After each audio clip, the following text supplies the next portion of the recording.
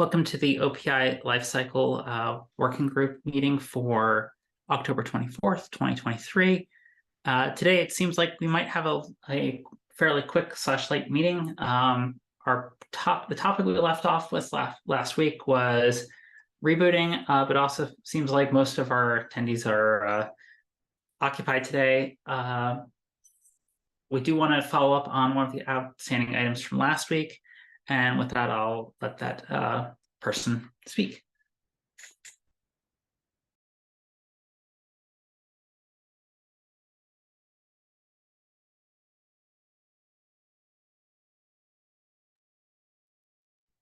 Baraka, could you update us on the status of the prior discussion topic, the boot sequence interaction? Yes, so Lee provided us the comparison between Dell and NVIDIA suggestion, and I had an action item to take it with Yuval from DMTF to review it and to come with more explanation why we have the differences, why we want to provide additional status, and I hope to come up with more data next week.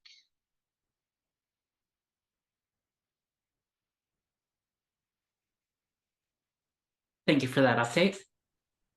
With that having been said, does anyone have the, for lack of a better phrase, spoons to discuss the boot lifecycle diagram, or are we still kind of in the, we need to figure out a path or mechanism to communicate this?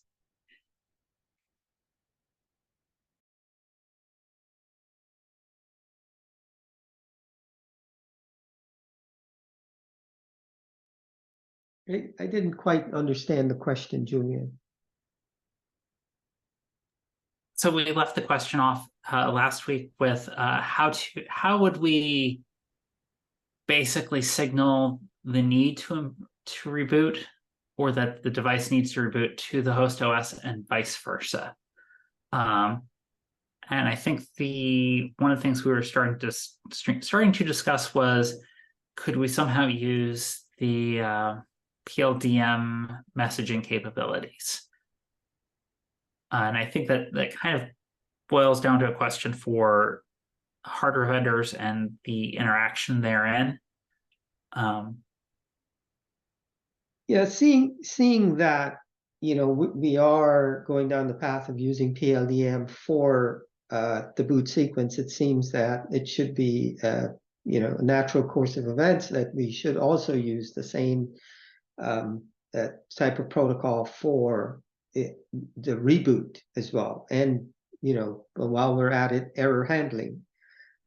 So I would say that should recommend that should be our path. That sort of makes the programming of the BMC and the AMC very straightforward, right, without having to manage multiple protocols. So I think we had also talked using function level reset to on some level, but I think with the data modeling and structure, we also need any BMC would need to basically I'm going to predicate the following statement on, I believe we can only send messages from the BMC and receive them to the BMC of the host itself. So I believe the model we end up having to take is a model where the BMC basically has to pull and watch, and then possibly send a command to achieve the next desired state to the device using PLDM. But I am not a PLDM expert. Yeah, that's sort of beyond my limits as well. So, maybe someone else who is familiar with that can chime in. Because I think that seemed like the big challenge we were just starting to get to at the end of the last meeting was this is a mechanism we're going to have to figure out in order to both handle boot sequence management and also be able to handle reboot casing. And Yeah, so it's generally the issue is that if you're transporting over MCTP over SM bus, right? The SM bus on many platforms has a lot of muxes and things, so there's not a way to, unless you have AENs plumbed through some other kind of interrupt, there's not a way to get a message back. Like you don't have an asynchronous event notification, so you have to pull, which is what you were saying. so in that case, it seems like in order to make that a reality, we basically have to model what we expect the interaction to probably be, and vendors would have to implement some sort of like internal watchdog in their management controllers to keep an eye on the device and use that as the point to help facilitate these sorts of interactions. One thing to consider is, how that, management interface, physical management interface may evolve over time. So I do know that the PCI SIG is considering USB to the CHEM connector. Lee, do you know if that's, also a sort of a MUX bus from the BMC to the various connectors, or are those point to point that OEM dependent? So what, okay. So what's in the SIG and the CHEM things for Gen 6, right? I mean, that's just defining what's going over the Goldfingers. But yeah, it would probably be some kind of switched hubbed architecture. So it would not be muxed. But the CHEM doesn't define that. Right, but basically it's the same. It's a similar condition in which the end device, in this case the DPU, cannot send an asynchronous message back to the BMC. No, I would say it would be different.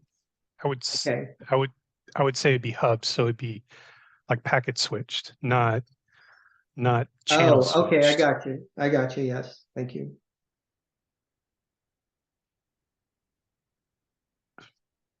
So, it's a consideration because we're not just, preparing this open standard for today, but it should be adaptable for tomorrow as well.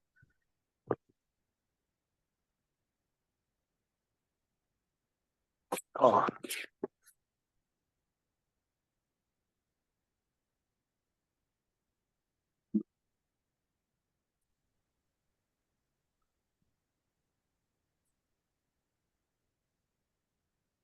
So I guess another question is, or that I have is, in these hardware models, is it the BMC that's actually finally doing the final turn off of power, or is it something on the host motherboard that's doing that action? It's triggered. It's the BMC that sends the signal to disable power.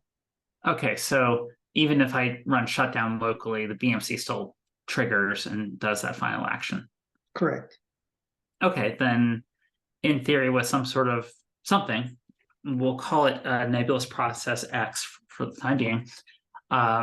Nebulous process would then have to do the needful to signal to the host that power is about to be cut or that the machine is rebooting through the message passing interface that exists. And I'm trying to use high level, not implementation specific phrases here. And then for the reverse, if the OS inside the device needs to signal that, then it needs to also flip a similar object that says, I'm going to have to do something that you're really not going to like, which means reboot. And are we going to consider the case where we're independently rebooting the DPU only? Or are we only considering where the entire system is rebooting? So I think the desire is to handle the case where the DPU individually needs to reboot, not the entire host. I think individual is also fraught with more risk too. But at least as a starting point, it's a starting point.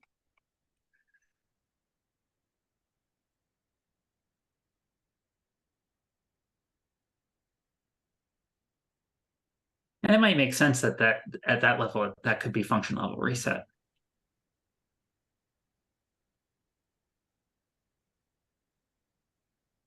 Yeah, I would agree with that because even for initial installation of DPU, we do need to reboot it, install it, set it while the host is up. Well, host power, not necessarily the host is online with a running operating system.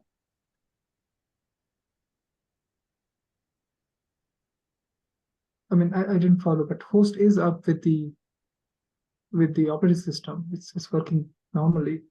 Not necessarily. It might be that you have a device that is being provisioned by outside means remotely. Yeah, through a link partner kind of setup. Yes, that also is a possibility, but even the host should be able to do that. Depending on the security model trying to be supported by the device and the marketing team ultimately selling the device, I think that will drive the requirements. Okay. Because some hardware vendors have expressed a desire to use these devices as security demarcation points. Basically, you're using software to provide a hard interface delineation between the hardware so that you make it much harder to start compromising base infrastructure because you have this insulating layer that basically can be fully programmed.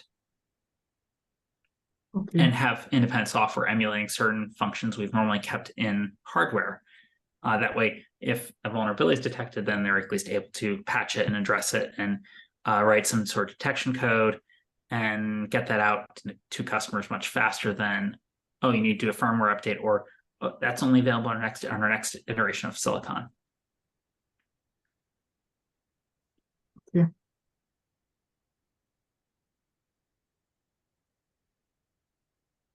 Boris, Boris had to drop. Yeah. Both Boris and Lee dropped. oh, that's unfortunate. Okay. So I guess the challenge here is we have intertwined communication between a device and the host, and we need to map out what are the paths forward in high-level generic terms so that we can then articulate a vendor-independent model that could then be reviewed and adopted.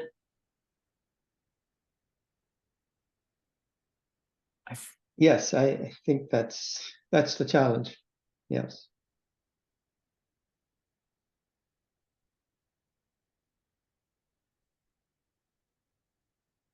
So it's almost, if I'm looking at Boris's original diagram, instead of sending the DPU sending a notification, it's almost has to set a flag, and then the host BMC needs to basically tell it, I got your flag or not.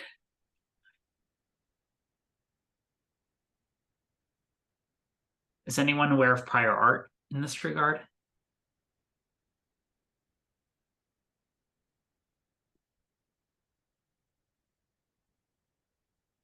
I do not.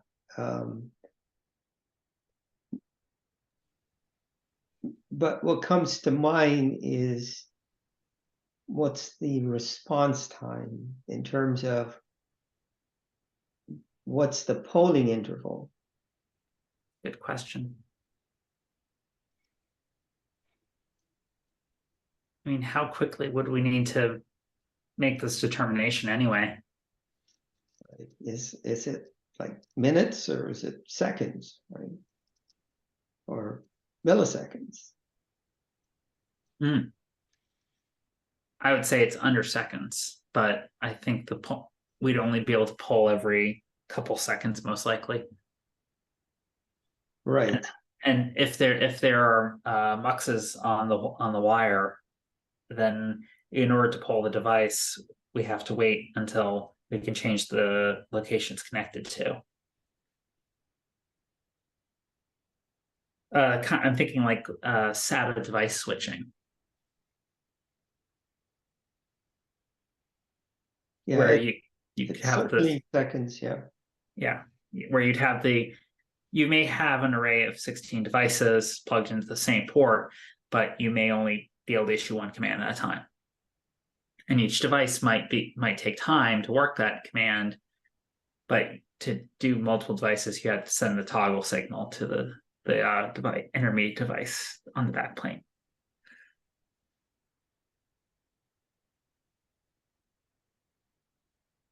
So probably seconds.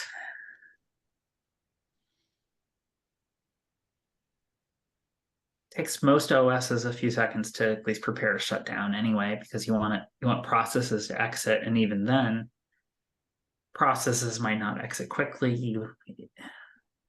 You can gracefully ask processes to shut down, but they don't. There's no contract really for that. They don't have to honor that request. And we're kind of deep inside behavior of operating systems and individual processes and what they're doing. So it seems like we also need some principles of how we expect applications running on a device to behave.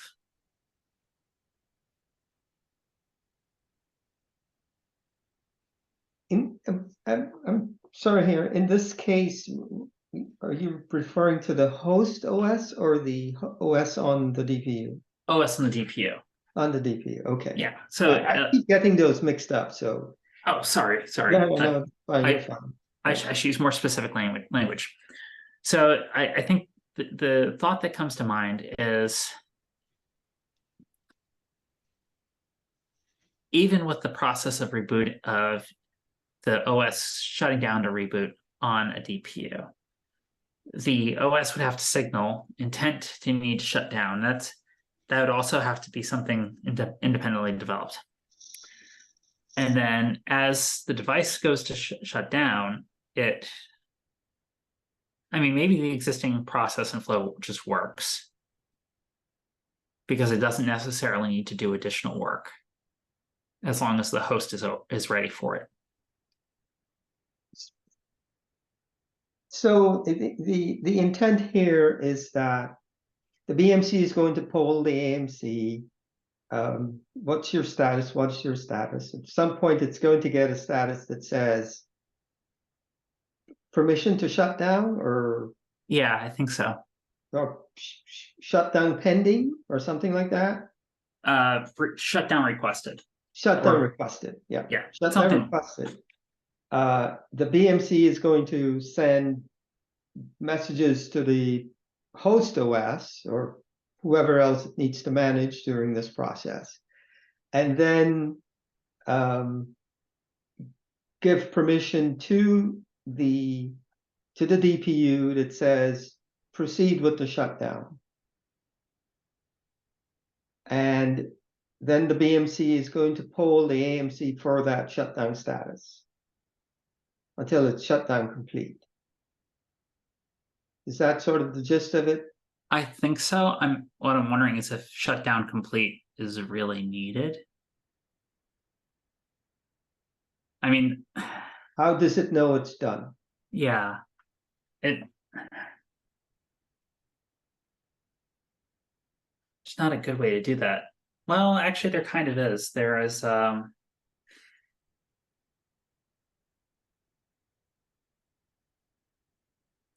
in the PLDM model that we discussed in regards to sequencing, there was the one of the fields indicated state, OS state. So if the machine has shut down, then that's at least a signal via there.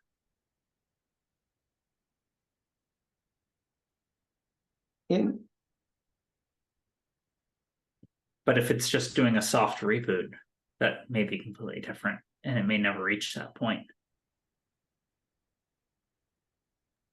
Doesn't need to, maybe, is the next question.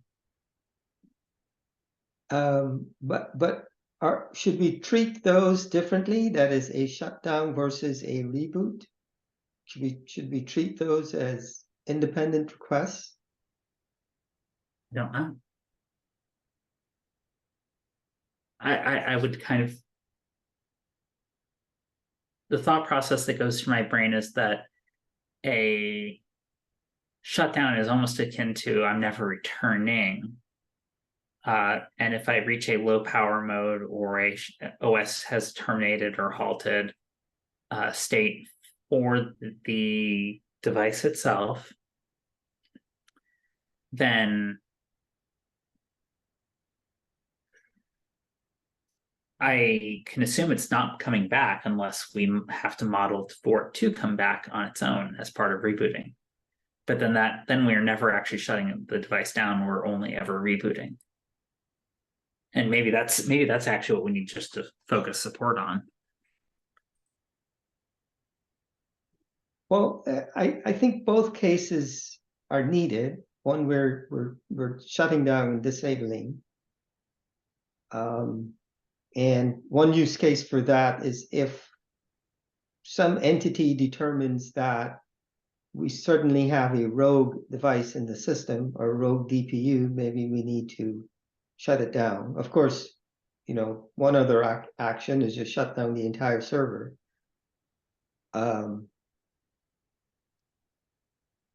So that's one use case. The other use case is if we wanted to, for instance, switch firmwares, right? Or reboot into a different path or something like that, right?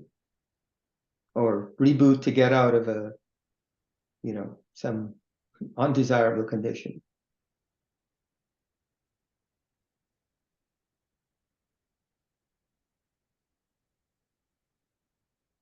I guess I'm not sure I really see those as different paths though. But maybe, yeah, reporting might need to be different. But I think the expectation of coming back up or not coming back up from the BMC point of view, I think those make a difference.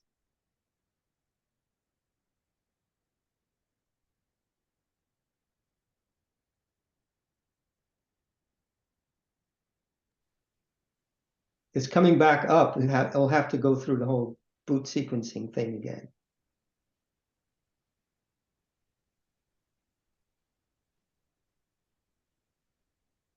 Yeah.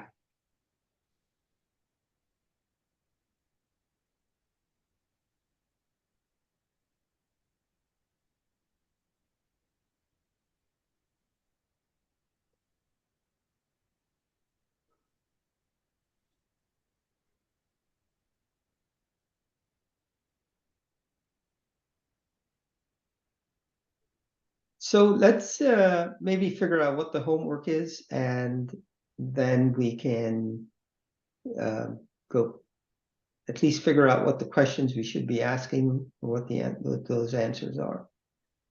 I think the first question is, do we need to worry about powering down the card separately case? And what I mean by that is the host OS remains operating, and basically where we're asking the device to just shut down completely, turn off. Is that supposed to be done through the BMC, or there is a direct communication between host OS and the DPU over PCIe, I don't know, messaging? That's probably a secondary question. I mean, if I have a shell on that remote device or on that DPU and I say shut down, is it ever actually going to really shut down? Will it just reboot? What do we expect? And I think that probably helps us frame the pattern of interaction that we need to support. So one use case is when the BMC determines that the card has halted execution, that the DPU has halted execution, it can physically remove power to the slot.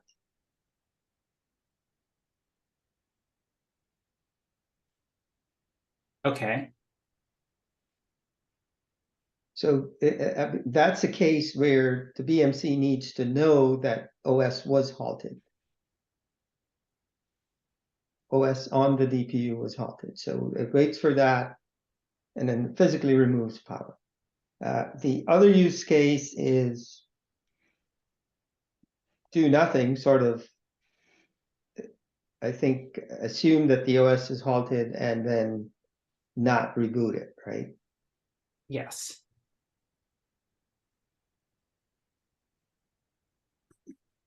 But the card, the DPU would remain powered. Most likely, yes. And and I think both cases will probably exist because not all OEMs or not all servers may have the capability to independently power a slot.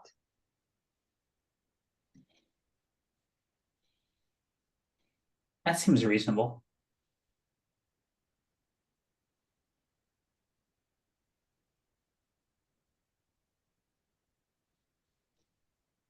I mean, at that point, how far are we from the host crashing anyway? As well, if something should happen and we get in a state that we've detected some action needs to be taken, then we can't take it.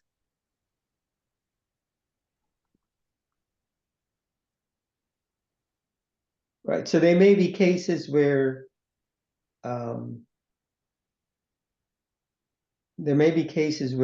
the OS cannot function or the application running on the OS cannot function without this DPU. There are probably also cases where maybe in a redundant configuration of DPUs that the OS could continue to, or the application running on the host OS can continue to execute because there's another DPU in the server.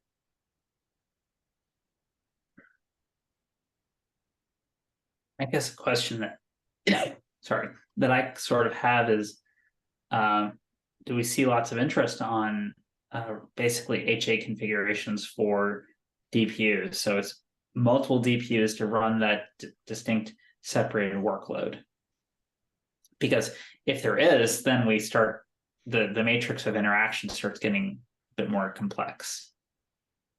Yeah, so I don't think it's a case of the level of interest, but it's just a binary thing that they may be interested, right? And you know, speaking from the point of view that HA is probably a niche market, but I think from an open standard point of view, we still have to accommodate it, or at least think through, you know, what it will take for that to happen. And granted that the single DPU case might be the predominant case. So maybe identification of that is probably, it's a data point we need to at least make additional decisions correctly. So it's probably a question we need to be asking internally is like HA use models need to be a first class citizen or not? Because obviously we don't want to shut down both cards or have the ability to reboot both cards, or maybe we do. I'm assuming one at a time sort of modeling would be necessary. Well, and maybe HA is not the right term. Maybe multiple DPUs. We should consider the term multiple DPUs because it may be for bandwidth purposes or attach reasons that there are multiple DPUs in the server, right? So it could be for HA, but it may also be for bandwidth.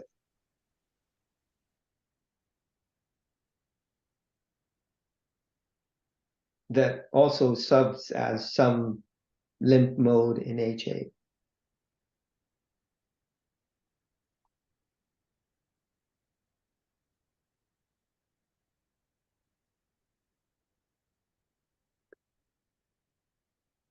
Okay.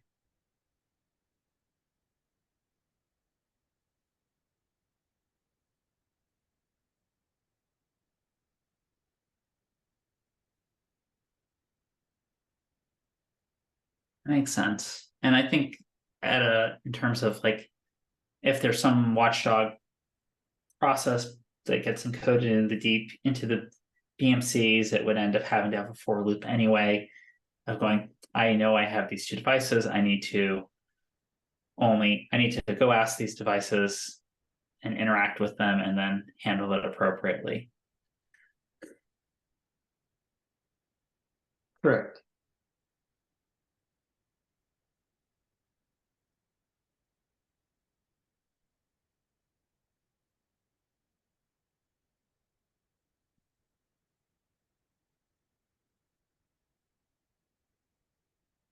So I think we need to also try and model overall modeling of interaction that we kind of foresee. And then we also need to, folks that are in the hardware vendors should probably go ask if there's anything in that we see in the standard where it would make sense to support something similar or not, or is PLDM the right choice for that coordination? Because I think using higher level protocols like BMC talking to BMC over Ethernet might just be easier, but at the same time, that's a potential security issue because that might be an entirely separate network, or it may just not be possible, as we know from some of the other vendors.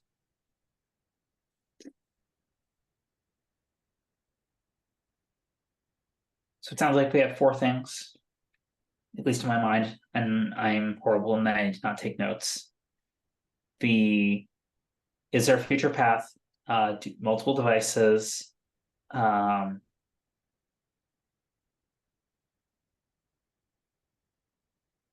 we need to support shutdowns? And what was the other one that we were talking about? Shutdown, reboot.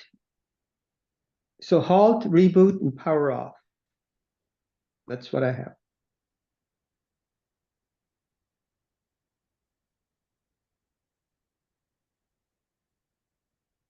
And that includes shutdown. Shutdown would be the power off.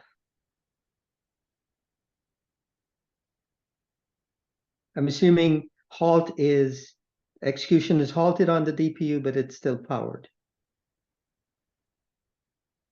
Executing state as returned by PLDM in the device states.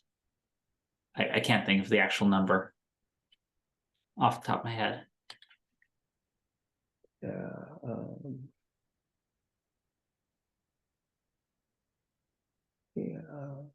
1 second here.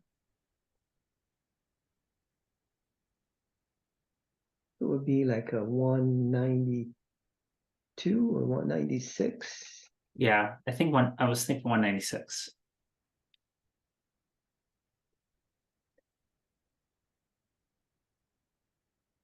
$196.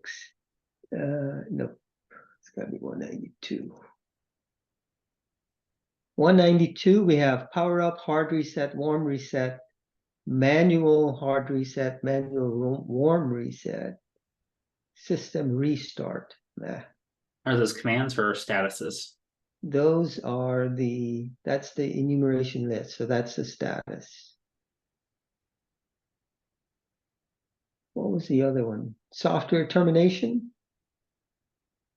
Software termination, we have graceful shutdown requested, graceful restart requested, graceful shutdown.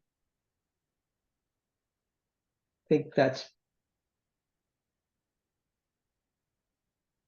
the software entity has been shut down gracefully. I think that probably maps to the halt.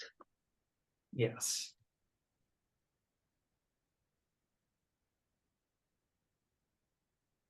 That's in 129, the software termination status.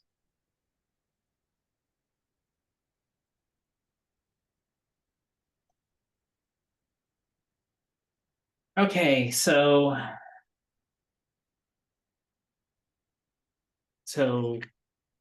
I've got, would PLDM be a limiting factor given future discussions of USB transport for device communications? Overall thoughts of using PLDM in general for device reboot coordination, specifically for hardware vendors to discuss internally.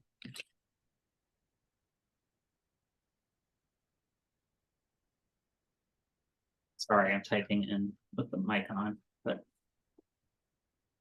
it'll be easier.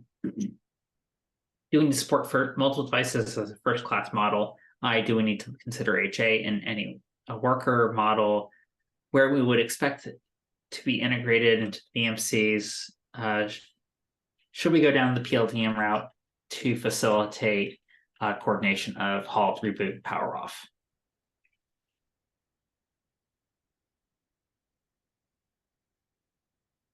I think workers probably what use.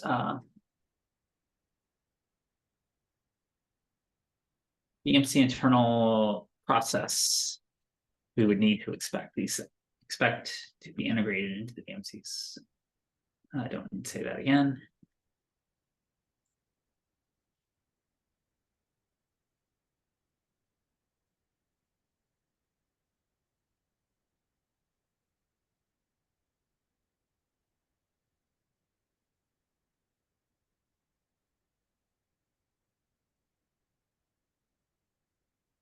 I got 3.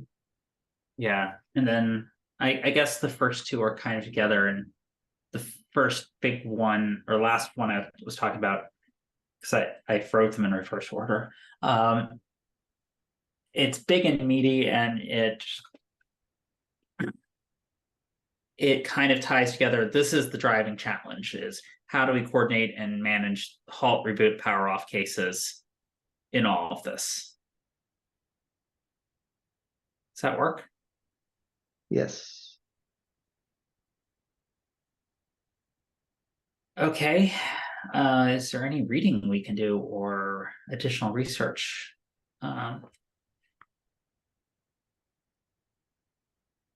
It feels like we're probably going to start making flow diagrams.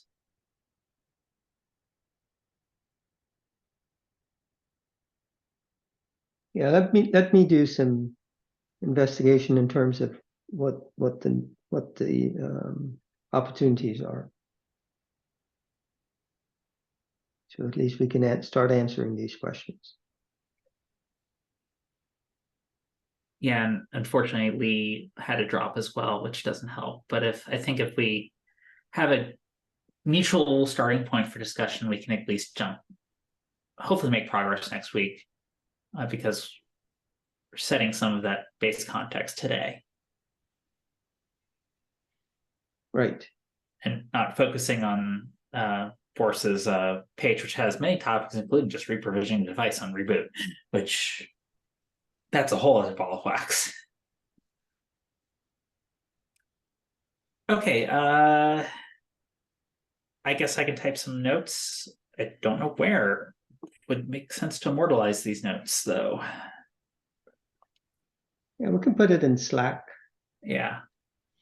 Okay, I'll do that. And we'll go from there. Any other topics for discussion?